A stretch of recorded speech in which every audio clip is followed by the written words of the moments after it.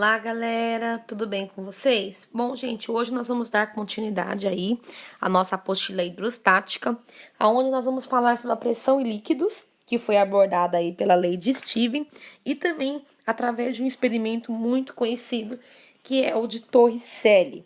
Bom, gente, Stevens, ele tinha algumas hipóteses sobre o que ocorria dentro de um recipiente que tinha aí um processo líquido, né? E que era colocado dentro de um outro recipiente com líquido. Sendo assim, ele fez lá um experimento e ele conseguiu comprovar que havia algumas funções que ocorria dentro desses sistemas. Então, nós temos aqui na figura 10 a representação do que ele conseguiu através de diversos experimentos. Então, eu tenho aí um recipiente menor que está dentro de um recipiente maior. O que a gente consegue visualizar, gente? Que dentro do recipiente menor, eu tenho um peso que está fazendo com que todo o meu sistema ele tenha sentido para baixo. Automaticamente, eu tenho duas forças atuando dentro em relação a esse sistema. Eu tenho a força 1, que está trazendo uma força de cima para baixo, e eu tenho a força 2, que está levando ali um processo de baixo para cima. Além disso, gente, o meu sistema menor, que está dentro do sistema maior, ele tem uma altura específica e o sistema maior também tem uma altura específica. E entre o meu corpo, o meu recipiente maior e o meu recipiente menor, eu tenho aí a variação de altura. Eu consigo calcular qual é a minha variação de altura entre esses dois recipientes. Além disso, eu também tenho uma área que está em relação ao meu recipiente menor e o meu recipiente maior.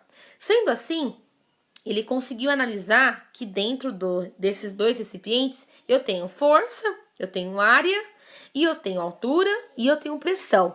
E aí, através dessas observações, ele descobriu uma fórmula para calcular aí o processo de variação de pressão, tá?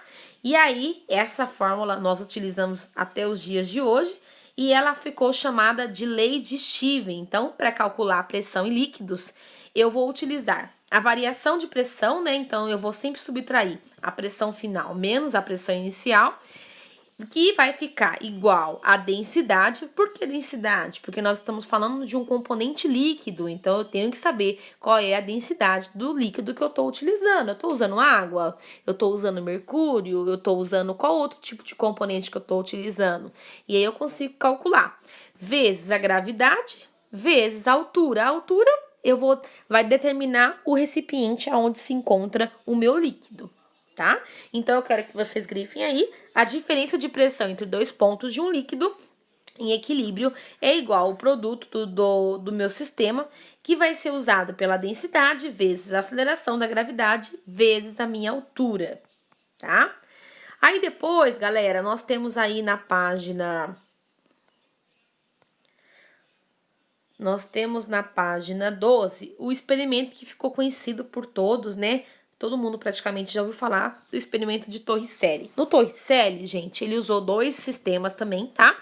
Um tubo e um sistema um pouco maior, aonde tanto no tubo como no meu recipiente, ele usou o mercúrio. Então, o que ele fez, gente? Esse tubo, ele encheu totalmente ele de mercúrio. Uma das extremidades é fechada e a outra extremidade é aberta. Então, ele colocou todo o mercúrio que, né, dava dentro do tubo e ele colocou esse tubo dentro do recipiente que também estava cheio de mercúrio. E ele deixou por um tempo, por um intervalo de tempo, tá? E ele começou a perceber que esse mercúrio ele sofria variação, né, de espaço em relação ao tubo e o recipiente. Até que após o intervalo de tempo, esse líquido ele parou de se movimentar. Ele entrou em equilíbrio. E aí ele notou que a parte superior do tubo ficava sem o mercúrio, que foi chamada aí de vácuo, né? Alguns cientistas, até mesmo o Torricelli, falou que essa parte ficou conhecida como vapor de mercúrio. Então a parte superior ficou vácuo, não tinha mercúrio, o líquido mercúrio. E aí o líquido em relação ao tubo, né, que a gente fala, foi medido aí, gente, um processo aí específico em relação ao recipiente de uma coluna de 76 centímetros.